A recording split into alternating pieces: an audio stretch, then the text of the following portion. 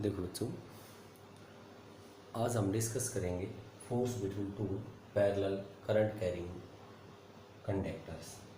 भाई हमने ये पढ़ा था इससे पहले कि भी force on A current carrying conductor, कोई भी करंट कैरिंग कंडक्टर था, उसके ऊपर जो हमने फोर्स की वैल्यू निकाली थी वो किसके बराबर आ गई थी? ILB साइन ऑफ थीटा के बराबर आई थी। Theta is the angle between L and P। जो हमारे पास लेंथ एलिमेंट और जो मैग्नेटिक फील्ड है उनके बीच का एंगल है वो थीटा के बराबर है। आज हम डिस्कस करेंगे force between two parallel current carrying conductors. हमने मान लिया कि ये हमारे पास कोई भी दो पैरेलल करंट कैरिंग कंडक्टर है। ये कंडक्टर 1 कह दिया, ये हमने कह दिया कोई कंडक्टर है, this is state conductor 2, both are infinite long. Let current I1 is flowing through first conductor and current I2 is flowing through second conductor and they are separated by a distance d।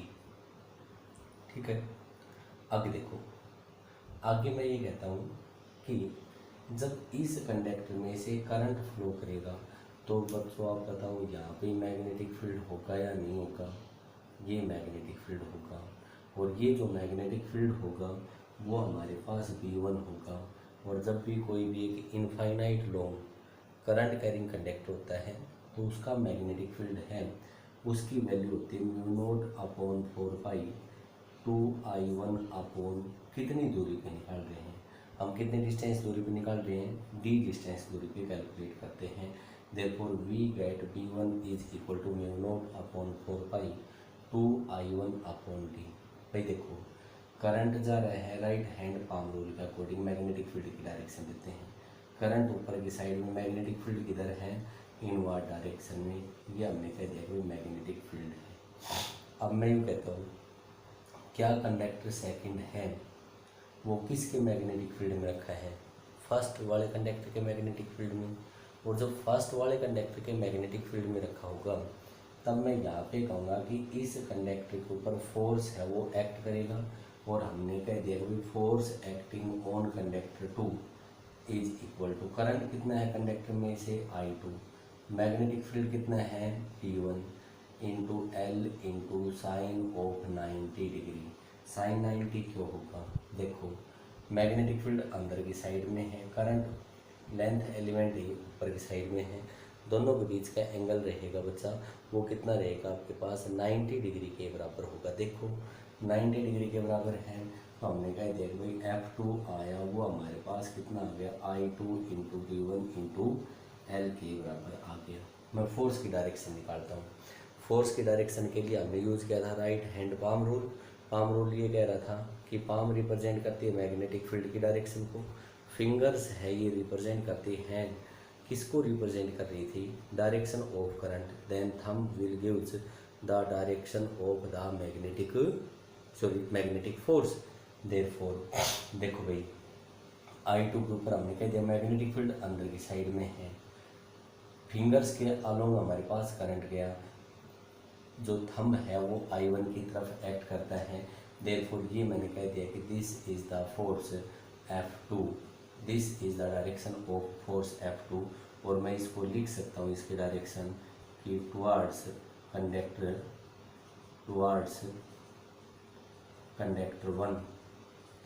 1 number conductor की side में ये हमारे पास force है वो act करेगा।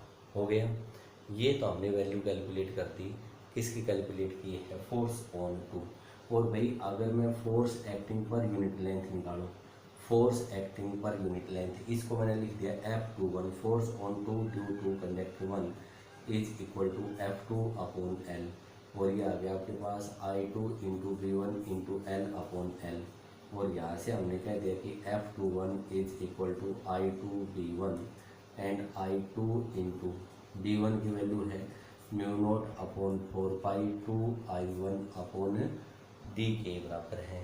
यही है बच्चों, मैं ये कह सकता हूँ कि F21 is equal to μ0/4π 2I1 I2 upon D के बराबर होगा। ये तो हमारे पास कंडक्टर नंबर 2 पे force acting per unit length है due to conductor 1, 1 number conductor के कारण हमारे पास इसके बराबर आए। अब देखो आगे मैं कह सकता हूँ कि भाई अगर मैं आपसे यूँ कहूँ कि ये तो कंडक्टर 1 था, इसमें से करंट I1 फ्लो कर रहा था, ये कंडक्टर था, ये हमारे पास कंडक्टर नंबर 2 था और इसमें से करंट I2 फ्लो कर रहे हैं। क्या आप ऐसा नहीं कह सकते कि ये कंडक्टर 1 है, ये कंडक्टर नंबर 2 के मैग्नेटिक फील्ड में रखा है, और जब कंडक्टर 2 के मैग्नेटिक फील्ड में रखा है तो मैं यहाँ से दोनों के बीच की डिस्टेंस डी बताई थी, तो भाई मैं यहाँ से कह सकता हूँ कि magnetic field on this conductor due to conductor 2 B2 is equal to mu naught upon 4 pi into 2I2 upon D के बराबर होगा। डायरेक्शन देखो, करंट ऊपर की साइड में जा रहा है, पाम किधर है, बाहर की साइड में है। देयरफॉर हमने कह दिया कि जो मैग्नेटिक फील्ड होगा it will be acting in outward direction. ये वाला कंडक्टर है, ये हमने मैग्नेटिक फील्ड में प्लेस कर दिया और मैग्नेटिक फील्ड किधर एक्ट कर रहा है, ये आउटवर्ड डायरेक्शन में एक्ट करता है। अब देखो भाई, जो लेंथ एलिमेंट और जो मैग्नेटिक फील्ड, इनके बीच का एंगल देखो कितने डिग्री का है, 90 डिग्री के बराबर है। मैं कहूँगा कि ये जो कंडक्टर 1 है ये हमने प्लेस किया है in the magnetic field of conductor number 2। Therefore force है इस कंडक्टर को करेक्ट करेगा और force acting on conductor 1 this is equal to current I1 into length L1 ली और magnetic field V2 into sine of 90 degree. सही है। और भाई साइन 90 की वैल्यू 1, देयरफॉर मैंने कह दिया कि F1 is equal to I1L into V2। Direction देखो फोर्स की किधर होगी, मैग्नेटिक फील्ड किधर है, बाहर की साइड में, पाम रिप्रेजेंट करेगी, फिंगर से रिप्रेजेंट कर रही है करंट की डायरेक्शन को। बोलो फोर्स है क्या I2 की साइड में एक्ट करेगा, सेकंड कंडक्टर की साइड में, this is the force F1। और मैंने कह दिया कि भाई ये एक्ट करेगा towards conductor 2। Force acting per unit length निकाल लो, F12 is equal to F1 upon L के बराबर होगा। और ये आया हमारे पास I1 L अपॉन L से L कैंसिल आउट हो गया और ये आया भाई हमारे पास B2 इंटू I1। B2 के लिए ये पुट करिए हमने तो कितना है, म्यू नोट अपॉन 4 पाई 2 अपॉन T इंटू I1। और जो F12 आया वो हमारे पास आया म्यू नोट अपॉन 4 पाई 2 I1 I2 अपॉन D के बराबर आया, ये आया। ये हमने कह दिया कि भाई F12, एक बार देखो F12 क्या F21 के बराबर है, दोनों फोर्स हैं वो हमारे पास force acting per unit length है वो सेम है। तो मैं कह सकता हूँ कि F12 is equal to F21 mu naught upon 4 pi 2I1 I2 upon D के बराबर आया। This is the value of force acting per unit length on the conductor. आगे ये तो हमारे पास force acting per unit length की value आ गई। आगे देखो भाई, आगे हम ये कहते हैं कि भाई दोनों के दोनों फोर्स है। देखो ये वाला फोर्स F1 कंडक्टर 2 की साइड में, एक बार अगर मैं इसको यहाँ बढ़ाऊँ तो मैंने कह दिया कि ये तो कंडक्टर नंबर 1, ये कंडक्टर नंबर 2, भाई इसके ऊपर फोर्स इस साइड में एक्ट कर रहा है, इसके ऊपर फोर्स इस साइड में एक्ट कर रहे हैं, दोनों फोर्स हैं एक दूसरे की साइड में एक्ट कर रहे हैं। Therefore we can say that कि अगर कंडक्टर्स में से करंट सेम डायरेक्शन में फ्लो करता है then they will attract to each other. दोनों के दोनों एक दूसरे को क्या करेंगे, आपके पास अट्रैक्ट करेंगे।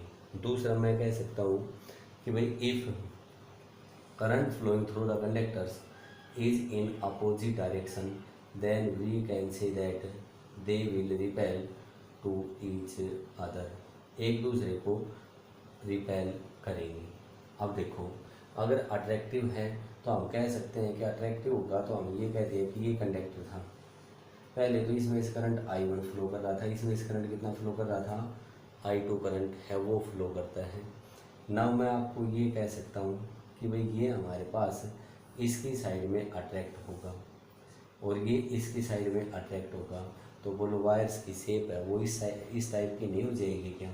और अगर करंट हमारे पास अपोजिट डायरेक्शन में फ्लो करता है, अपोजिट डायरेक्शन में फ्लो करेगा, तो मैं कहूँगा कि ये वाली वायर इस शेप की होगी और ये वाली वायर इस शेप की होगी। और ये क्या करता है कि रिपेल करता है। ये क्या शो कर रहा है कि दोनों कंडक्टर्स हैं वो एक दूसरे को क्या करेंगे कि भाई they will attract to each other. यहाँ तक किसी को कोई डाउट है? आप लोग इसको अच्छे से देखो, ध्यान से देखो। उसके बाद यहाँ पे एक जो क्वेश्चन पूछा जाता है इसके साथ वो पूछा जाता है कि hence define 1 ampere, hence define 1 ampere. पहले तो पूछा जाता है कोई force between two parallel current carrying conductors बताओ, और उसी के साथ पूछ लिया जाता है कि hence define 1 ampere, hence define 1 ampere, 1 ampere, 1 ampere current है उसको हमने डिफाइन करना है। भाई आप देखो, हमने देखा कि F12 है वो F21 के बराबर है, और ये कितना आया था आपके पास, mu naught upon 4 pi 2I1 I2 upon D के बराबर आया। और ये क्या है आपके पास, force acting per unit length, यही आया था। अब मैं ये कहता हूँ कि 1 एम्पियर करंट को डिफाइन करना है, तो हमने मान लिया कि I1 है वो I2 के बराबर है, और हमने मान लिया I के बराबर है। इनके बीच की डिस्टेंस है वो 1 मीटर के बराबर कह दी, और जो F12 या F21 है वो हमने कह दिया कि 2 × 10⁻⁻7 न्यूटन पर मीटर के बराबर है। एक बार वैल्यू पुट करो, ये कितना आया, 2 × 10⁻⁻7, यह आया हमारे पास 2 × ये है बच्चों 2 × 10⁻⁻7 is equal to 10⁻⁻7 mu naught upon 4 pi की value into 2 × I1 × I square upon इनके बीच की डिस्टेंस आई 1 मीटर। बोलो ये कैंसिल आउट हो गया या नहीं, और we can say that I square is equal to 1 and this implies I is equal to ±1 ampere. Hence हम कह सकते हैं कि भाई फोर्स है between two parallel current carrying conductors is equal to 1 ampere. किसके बराबर होगा आपके पास, 1 एम्पियर के बराबर होगा। अगर हमारे पास कंडक्टर्स हैं, लॉन्ग कंडक्टर्स हैं, and they are separated by a distance of 1 metre, उनके बीच की डिस्टेंस है वो 1 मीटर के बराबर है, and they are separated by a distance of 1 meter and force acting per unit length between them is of 2 × 10⁻⁷ Newton पर metre. Then ये कहा है कि जो करंट फ्लोइंग रहेगा वो किसके बराबर होगा आपके पास, 1 एम्पियर के बराबर होगा। आगे देखो, आगे मैं यहाँ पे एक क्वेश्चन कैलकुलेट कर सकता हूँ। क्वेश्चन देखो क्या है, अगर मैं आपसे यूँ कह दूँ कि इस कंडक्टर की अगर कोई लेंथ L दे रखी हो, एक इनफाइनाइट लॉन्ग कंडक्टर हो, और दूसरा कोई कंडक्टर है उसकी लेंथ है वो हमारे पास L के बराबर दे रखी हो, तो भाई हम कैलकुलेट कर सकते हैं। मैंने आपको बताया हुआ फोर्स पर यूनिट लेंथ की वैल्यू बताई, और जो फोर्स पर यूनिट लेंथ की वैल्यू बताई वो हमने बताई थी mu naught upon 4 pi into 2I1 I2 upon D। ये मैंने मान लिया कि इनफाइनाइट है, और इसकी अगर लेंथ L है तो मैं कहूँगा कि भाई इस कंडक्टर पे जो फोर्स एक्टिंग होगा वो कितना होगा, mu naught upon 4 pi 2I1 I2 upon D into L के बराबर होगा। एक बिल्कुल छोटा सा इलस्ट्रेशन करते हैं, ध्यान से देखोगे। मैंने ये मान लिया कि ये मेरे पास कोई भी एक infinite long current carrying conductor है, and this conductor carries a current of 2 ampere. ये एक कंडक्टर ले लिया जिसकी लेंथ है 3 सेंटीमीटर है and it is separated by a distance of 1 centimetre and इसमें से जो करंट फ्लो करता है वो 4 एम्पियर के बराबर करंट है वो फ्लो करता है। तब ये कहता है कि हमें कैलकुलेट करना है force on conductor 2 due to conductor 1। 2 number conductor के ऊपर 1 नंबर कंडक्टर के कारण फोर्स कैलकुलेट करना है। भाई हमने बच्चों यही बताया F इज इक्वल टू, अगर L लेंथ दे रखी है तो mu naught upon 4 pi 2I1I2 upon D into L के बराबर होगा। यहाँ से कह दो कि F is equal to mu naught upon 4 pi की वैल्यू 10⁻⁻⁷ इंटू 2 इंटू I1 की वैल्यू देखो 2 एम्पियर, I2 की वैल्यू कितनी है 4 ampere, 2 ampere into 4 ampere upon D centimetre में है ये 1 सेंटीमीटर इंटू लेंथ भी कितनी दी इसमें 3 सेंटीमीटर। 3 सेंटीमीटर से 3 सेंटीमीटर कैंसिल आउट हो गया, 2 2 ज़ा 4 16 और 48 इंटू 10⁻⁻⁷ न्यूटन के बराबर होगा। This is the value of force. ये हमारे पास फोर्स की वैल्यू आ गई। आगे देखो, आगे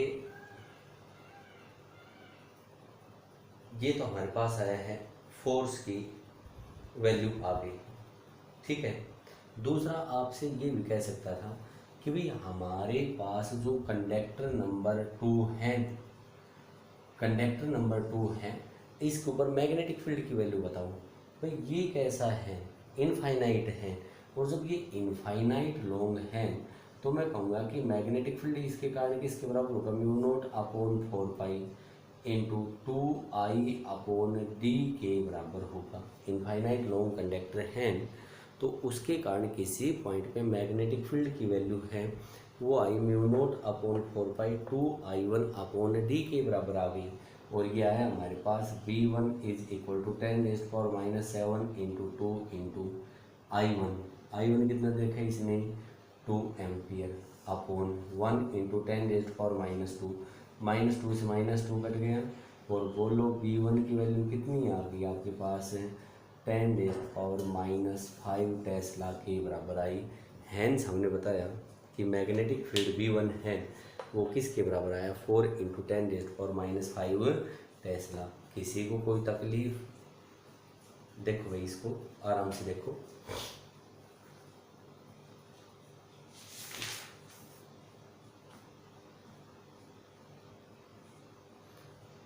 अगला एक इलस्ट्रेशन देखते हैं। अगला एक इलस्ट्रेशन हमारे पास ये इलस्ट्रेशन आता है कि एक हमारे पास कोई भी एक infinite long current carrying conductor है। ये मैंने कह दिया कि ये मेरे पास कोई भी एक infinite long current carrying conductor है एंड इस कंडक्टर का कोई भी नाम दे दिया मैंने, XY कंडक्टर का नाम दे दिया।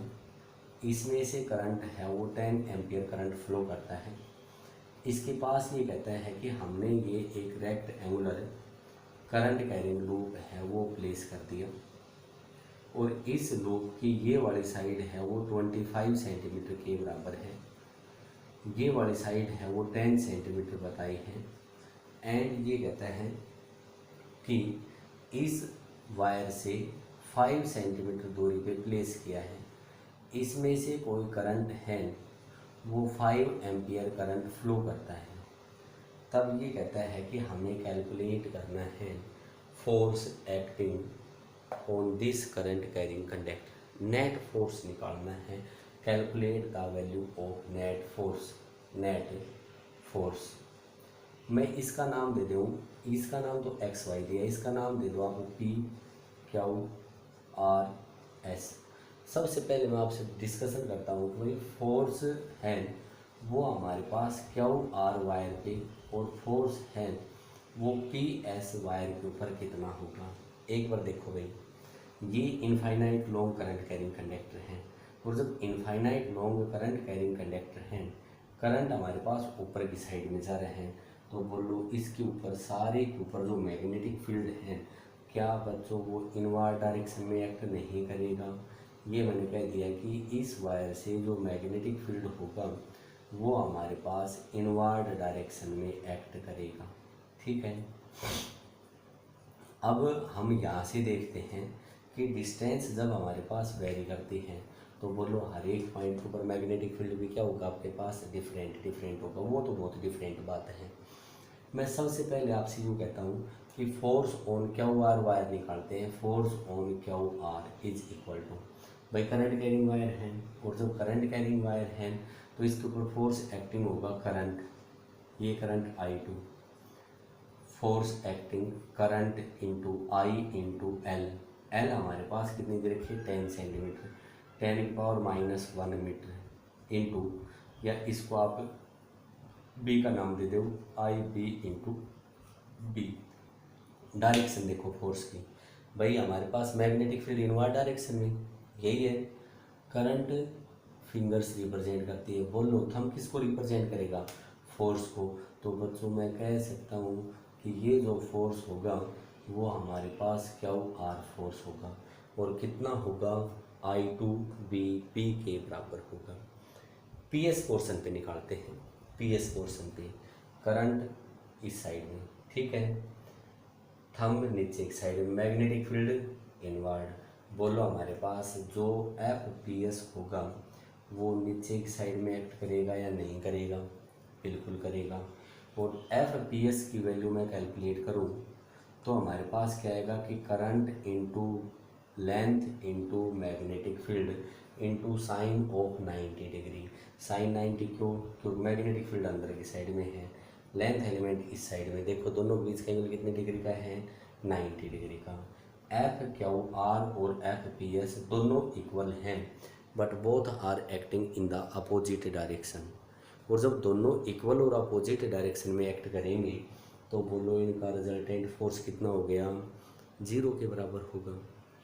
अब इस कंडक्टर कहते हैं PQ कंडक्टर पे और RS कंडक्टर के ऊपर। PQ कंडक्टर पे फोर्स एक्टिंग की वैल्यू हम कैलकुलेट करेंगे। एक देखो आप, क्या आप यहाँ से कह सकते हो कि XY कंडक्टर हैं वो पैरेलल है PQ के, और दोनों में करंट क्या फ्लो कर रहे हैं सेम डायरेक्शन में। तो मैं यहाँ से ये कह दूँ कि भाई force on conductor PQ is equal to mu naught upon 4π2I1I2 upon इनके बीच की डिस्टेंस D इंटू लेंथ कितनी है L। ये वाली डिस्टेंस है, ये मैंने D मानी है, और इनकी लेंथ है वो किसके बराबर है L के बराबर है। FP क्या कैलकुलेट कर लो, बोलो करंट सेम डायरेक्शन में तो फोर्स कैसा होगा, it will be attractive in nature. तो FP क्या वो मैंने बताया 10⁻⁻7 into 2 into I1 10 ampere into 5 ampere upon इनके बीच की distance 5 centimetre, 5 into 10⁻⁻2 metre into length बताइए बच्चों 25 सेंटीमीटर, 10⁻⁻2 कैंसिल 5 5 जा, ठीक है, 5 5 जा 25, 25 2 जा 50। FPQ is equal to 5 into 10⁻⁻5 newton के बराबर है। 5 5 जा 25, 25 2 जा 50, 50 इंटू 10 500, 20 से 20 कैंसिल आउट हो जाएगा। उसके बाद ये जो फोर्स आया वो कैसा आया आपके पास, it is attractive in nature, attractive nature का आ गया। उसके बाद मैं यूँ कहता हूँ कि जो हमारे पास XY वायर हैं क्या वो पैरेलल आपके पास RS के हैं, यस, और इनके बीच की डिस्टेंस है क्या D1 नहीं हो गई, और D1 की वैल्यू 12 सेंटीमीटर होगी। मैं यहाँ से कह दूँ कि भाई force acting on RS is equal to mu naught upon 4π2I1I2 upon distance D1 into length कितनी है इसकी L, और भाई म्यू नॉट अपॉन 4π की value 10⁻⁻7 into 2 into I1 10, I2 की वैल्यू हमारे पास कितनी है बच्चों 5 अपॉन D1 12 सेंटीमीटर, 12 या 15, 10 + 5 15, 15 centimetre into length 25 centimetre, centimetre से सेंटीमीटर कैंसिल आउट हो गया, 5 3 जा 15, और ये आ गया 25 टू जा 50, 5/3 इंटू 10⁻⁻5 न्यूटन। बोलो अट्रैक्टिव और repulsive. It will B repulsive in nature. कैसा होगा बच्चों, ये रिपल्सिव नेचर का होगा, क्योंकि दोनों के अंदर करंट की डायरेक्शन है वो अपोजिट है। ये हो गया हमारे पास रिपल्सिव। इसको मैं अट्रैक्टिव कर लूँ। अट्रैक्टिव करने के लिए क्या करूँगा, इसके साथ माइनस का साइन लगाऊंगा। ठीक है, यहाँ से मैंने कह दिया कि FRS is equal to -5/3 into 10⁻⁻5 newton. और ये कैसा हो गया आपके पास, अट्रैक्टिव इन नेचर हो गया। It is attractive in nature. F net सी, बोलो दोनों के दोनों अट्रैक्टिव है या नहीं। FPQ प्लस FRS और F net is equal to 5 into 10⁻⁻5 minus 5/3 into 10⁻⁻5। और नेट फोर्स कैसा हो गया आपके पास, अट्रैक्टिव। और एफ नेट निकालोगे तो हमारे पास कितना आया, 5 इंटू 10⁻⁻5 तो कॉमन आ गया। ये कितना बचा, 1 - 1/3, 1 - 1/3 2/3। तो this is equal to 5 into 10⁻⁻5 into 2/3 newton के बराबर होगा। और we can say that 1/3 into 10⁻⁴ newton के बराबर होगा। And this force will be attractive. कैसा होगा ये फोर्स, अट्रैक्टिव इन नेचर होगा। यहाँ तक किसी बच्चे को डाउट है, बोलो। देखो एक बार इसको,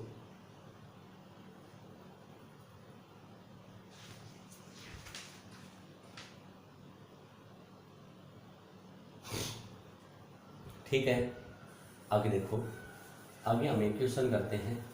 और क्वेश्चन ये कहता है कि हमारे पास कोई भी एक रोड है, उस रोड का मास है वो हमने मान लिया कि भाई 100 ग्राम के बराबर है। ये हमने कह दिया कि ये मेरे पास कोई भी एक रोड है, इस रोड का मास है वो 100 ग्राम के बराबर बताया है। इसको ये कहा है कि दो कंडक्टिंग वायर्स के साथ हमने हैंग किया है as shown in the figure. इन दो पॉइंट्स के साथ इसमें से हैंग किया है और इस कंडक्टिंग वायर में से करंट है वो 5 एम्पियर करंट है वो फ्लो करवाया है। The current flowing through it is of 5 ampere. Then ये कहता है कि हमें बताओ कि कितना मैग्नेटिक फील्ड हम प्रोड्यूस करें, अप्लाई करें, so that net tension in the wires is 0। भाई ये जब वायर हमने हैंग कर रखे हैं तो मैं कहूँगा कि इस वायर का जो वेट होगा वो नीचे की साइड में होगा mg। ये वाली टेंशन T और ये वाली टेंशन किसके बराबर होगी, T के बराबर होगी। क्या कहता है बच्चों कि नेट टेंशन है, net tension in the wire वो हमारे पास 2T वो किसके बराबर है, 0 के बराबर। और टेंशन जब 0 होगी जब मैग्नेटिक फोर्स की डायरेक्ट करेगा ऊपर की साइड में। हमने कह दिया कि F magnetic must be equal to mg। और F मैग्नेटिक है उसका फॉर्मूला होता है हमारे पास ILB into sine of theta, theta 90 degree. तो this is equal to mg। B की वैल्यू आई हमारे पास mg/IL। But what will be the direction of magnetic field. बच्चों यहाँ पे मैग्नेटिक फोर्स किधर होना है, ऊपर की साइड में। और मैग्नेटिक फोर्स ऊपर की साइड में तो थंब किसको रिप्रेजेंट करता है, मैग्नेटिक फोर्स को। मैग्नेटिक फोर्स ऊपर की साइड में। करंट की डायरेक्शन में कहूँगा कि हमारे पास राइट साइड में होना चाहिए, करंट राइट साइड में। मैग्नेटिक फील्ड की डायरेक्ट करेगा perpendicular to the wire in the inward direction. Magnetic field हमारे पास इस टाइप से एक्ट करेगा और करंट हमारे पास इस वायर के अंदर लेफ्ट से किधर फ्लो करेगा, राइट डायरेक्शन में। This is the direction of the current I. ये डायरेक्शन होगी तो मैग्नेटिक फील्ड हमने कैलकुलेट कर दिया, B is equal to mg/IL। m कितना था, 100 ग्राम। 100 ग्राम का मतलब 10⁻⁻1 किलोग्राम। G की वैल्यू 10 अपॉन करंट कितना फ्लो करवाया था, 5 एम्पियर। और लेंथ मैंने मान ली इस वायर की 50 सेंटीमीटर मान लिया, तो 50 इंटू 10⁻², ये कैंसिल आउट हो गया। बी की वैल्यू आई 1/5 इंटू 0.5, पॉइंट हटा दिया, ऊपर 10 चला गया। और ये मैंने कह दिया कि जो मैग्नेटिक फील्ड है वो परपेंडिकुलर टू द प्लेन होगा इन इनवर्ड डायरेक्शन, और वो किसके बराबर होगा, 2/5 टेस्ला के बराबर होगा। This is the value of magnetic field. उसके बाद ये कहता है कि अगर हम करंट की डायरेक्शन रिवर्स कर देते हैं, मैग्नेटिक फील्ड की बच्चों डायरेक्शन रिवर्स नहीं करी, क्वेश्चन ये कहता है कि if we reverse the direction of current, current की डायरेक्शन रिवर्स करेंगे, तब ये कहता है कि net tension in the wire कितनी होगी। भाई करंट की डायरेक्शन आप रिवर्स करो, ये वायर थी, हमने इसके अंदर करंट है उसकी डायरेक्शन को रिवर्स कर दिया।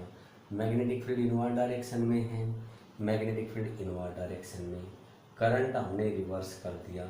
बोलो मैग्नेटिक फोर्स वो नीचे एक साइड में एक्ट करेगा, मैग्नेटिक फोर्स भी नीचे एक साइड में एक्ट करेगा, और वेट भी किधर एक्ट करेगा, नीचे एक साइड में भी एक्ट करेगा। देयरफॉर मैं कहूँगा कि ये टेंशन थी, ये टेंशन भी थी, net tension 2T is equal to Fm plus mg। और यहाँ हमने पढ़ा कि m is equal to mg, तो net tension 2T is equal to 2 times of mg, और ये आ गया 2 इंटू 10⁻⁻1 इंटू 10, और हमने कह दिया कि कितनी आ गई 2 न्यूटन। अगर हर एक वायर में टेंशन पूछे तो आप क्या बता दोगे कि हर एक वायर में जो टेंशन होगी वो किसके बराबर होगी बच्चों, 1 न्यूटन के बराबर होगी।